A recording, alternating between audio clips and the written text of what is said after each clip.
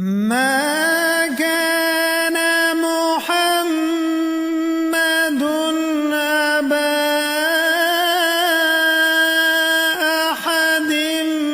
من رجالكم ولكن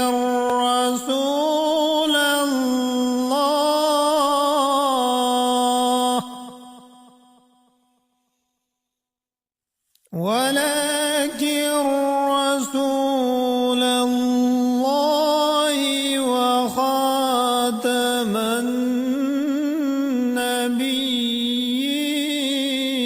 النبيين